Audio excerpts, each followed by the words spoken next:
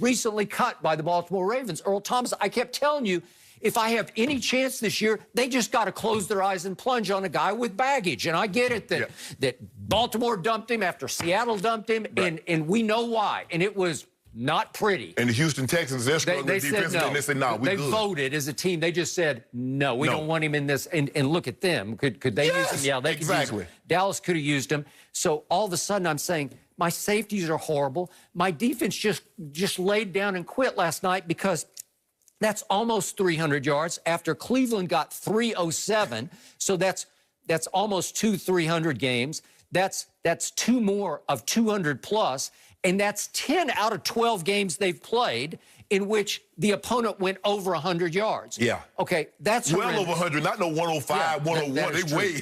Well, Atlanta had 113. That was the closest to 100. But they held the Giants to 89. I don't know how.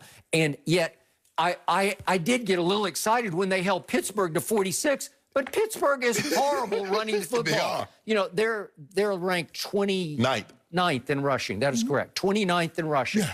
Okay, so it was a misconception. It was misleading that they held them down to 46 yards. Correct. Okay, so now let's get back to my man, CeeDee Lamb. He has been at the precipice of the last 2 games because he dropped a huge pass late third quarter against Washington on Thanksgiving Day that hit him right in the hands in the end zone that would have tied the game going to the fourth quarter.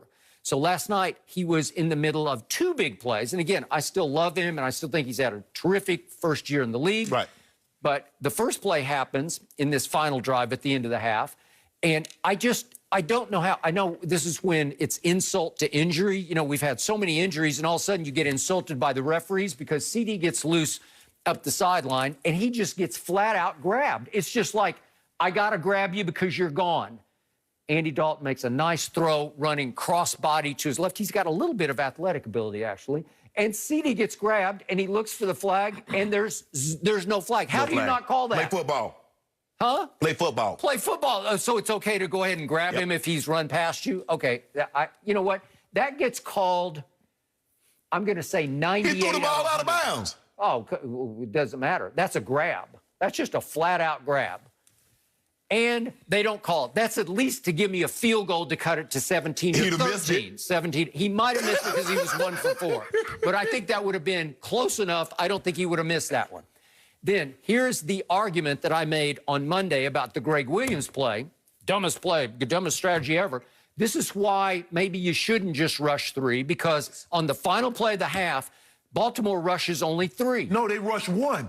Well, whatever they did. Look at this, Skip. They got 1 guy. Look at this. They got 6 guys. They got 3 guys up near the line of scrimmage. To do what? Yeah, I don't know. I don't know what they're doing. Exactly. I have no idea. But it gave Andy Dalton time and time and time for them to get down the field. Wait and wait and try to post up. Yes. CeeDee Lamb, and then he could just rear back and throw it as far as he could, and he still got a pretty good arm. CeeDee Lamb has to catch that ball. He does. He made those catches in college. He made the catch of the year at Minnesota, and that's one.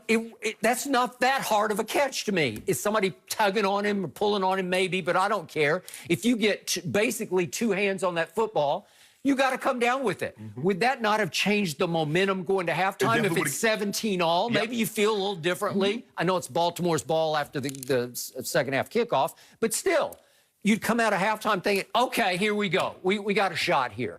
Instead, your stud rookie that I called the best receiver in the draft, and that's starting to be debatable. No, Jefferson is hands down, well, clearly. It's not hands down. See, hands down. CeeDee Lamb is really good. Skip, you do realize Jefferson has more yards, receiving yards at this point than Randy Moss. Okay, I thought you said it was Jerry Jeudy. No, Skip, I'm saying right now. Okay, all right. But the point is, my man CeeDee shortchanged me on that one, just as he did at the end of the third quarter against Washington. Those are plays that a stud rookie, a guy that you stole with the 17th overall pick, if you make those 2 plays, we might be having different conversations, and he just left me low and dry. So here's the point. Baltimore comes into that game and runs the ball down our throats. And I want to remind everybody, they had lost Ronnie Stanley. He's a first-team All-Pro left tackle, right? Yes. And that kid Phillips that they drafted, their 3rd-round pick, he was a starter at guard, and he's on IR. Right. So you're down 2 stud linemen. We're down 4. And they lost their equivalent of Zach Martin, Marshall Yonda, retired, who's been a many times All-Pro. He's been a flat-out rock in the middle of that. Yeah. Okay, and obviously they did not have Mark Andrews last night on offense. And Bowles. And that's correct. He's their blocking tight end, best. okay? And they didn't, for what it's worth, they didn't have Des Bryant, who would have been kind of an emotional touchstone for them last night that they all would have fed off of. And I told you they'd try to get him 4 or 5 balls and see how that goes. And we're going to talk about him in a few minutes, what happened. He tested positive for COVID, obviously, just before the game. So they had lots going on against them. And now I'm looking at a defense that is allowing 168 yards a game, which is by far the worst in the league because the Texans are next at 151 yards. Right. So you mean rushing? Rushing. Yeah, I'm talking about rush yards against, okay? Yes. And now my overall defense is allowing 33 points a game. That is dead last. Dead last. Dead last in the National Football League. And I keep asking you, how can Mike Nolan keep his job after that? Because I'm sorry, you can't. You last in points allowed, rush yards allowed, yards per carry allowed. So 3 of the defensive categories. But, Skip, at the end of the day, Skip, like you said, it's about fit. It's about your responsibility. Do we got that play with Sean Lee and Fluker? Do we got a couple of those plays? Because I think we need to show the people at home what's going on. Now, I'm sure Mike Nolan's not teaching this. Look at Sean Lee. What's Mike Nolan supposed to do to that? You can't get a B on your back, Skip. Look at this. Look at the pile. Look at this. They are getting blown off the ball every time, blown off the ball. Gus Edwards and Hill, they were getting the ball, Skip, and they weren't getting touched for 4 or 5 yards. Yeah. Come on. Where's the coverage and the pass to Boykin? Skip, Boykin was so wide open, I could have threw that one. But I had my backup safety, Darian Thompson. I don't know what he was doing. It looked like he was supposed to. Everybody else was in man, and Darian Thompson, number 23, tell me where he goes. He goes nowhere. He just stands he's playing zone. He's doing like everybody else, false reads. Okay. Normally, Skip, here's the thing.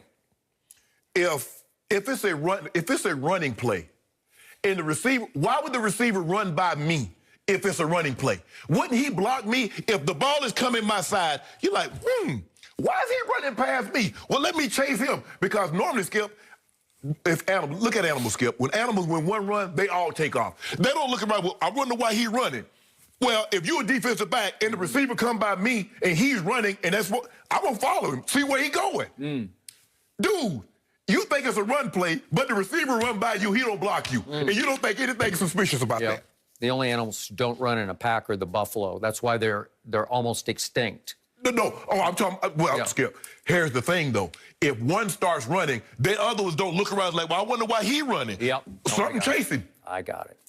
So, in the end, if I look at any positive, Ain't no positive. I thought Zeke looked a little sleeker and a little quicker last night. And yet, mid-third quarter, they're starting to move the ball again, and here we go again. And I'm like, where is Zeke? Because Pollard's in the game. And Zeke was on the sideline because he had one of these. Well, we're all the way to, we're getting to mid-December here. We've played 12 games, and you're still not in shape enough to go the distance? Really? Skip, I don't really know what they're doing in practice, but obviously, Skip, you're not, because it's the pandemic, so that means you're gonna have to get a lot of conditioning on your own. You're gonna have to do things on your own to keep your conditioning up, because a lot of it's meetings and all those things, and you got to have the mask on, and so but this is unacceptable. Skip, your defense is bad. Now, last year we blamed Rod Marinelli. We blamed Chris Richard. We blamed Jason Garrett. At some point in time, you're going to run out of coaches to blame, and you're going to have to put the blame on the players on the field. At some point, that's what you're going to have to do now. Okay. You can't keep firing coaches and hiring coaches and firing coaches and hiring coaches because for the most part, those guys were there last year. Awuzie and Wolf Hunter and Jalen Smith and D. Law, and those guys were there last year. And we said it was Chris Richard, and we said it was Rod Marinelli. Now, I get this defense was basically constructed to be a 43.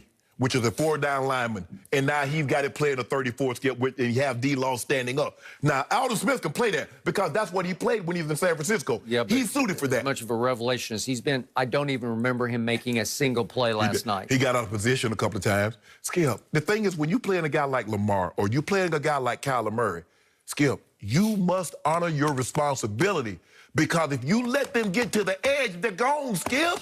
Okay, so I'm going to remind you, Jerry Jones had to cut 8 free agents that he signed because most of those 8 had mutinied against Mike Nolan, and they were responsible for the anonymous quotes that Jane Slater had on NFL.com, NFL Network. And so Jerry said, okay, at midseason, that's enough. I'm going to cut bait with every last one of them. And I thought they had really improved on defense just on experience, just on bringing in some guys who had played before and knew how to play. No. They all rejected Mike Nolan's teaching, his new strategy, his new direction on defense. And now, last night, it looked like they had all rejected it. Skip, you gave up 100 yards on 7 carries. Skip, that's college. You don't do that in the NFL. 7 carries, dude has 101. Lamar had 94. Okay. Dobbins had 71. The only defense of that is you realize the Ravens are now #1 in rushing in the NFL. Yeah. And you know, Cleveland has led in rushing most of the year. Yeah. So those are the 2 worst games. The 3rd worst game was against Arizona at home, 2-1. They're 4th in rushing. Yeah. So at least you're giving up these crazy yards to the best rushing teams. Yep.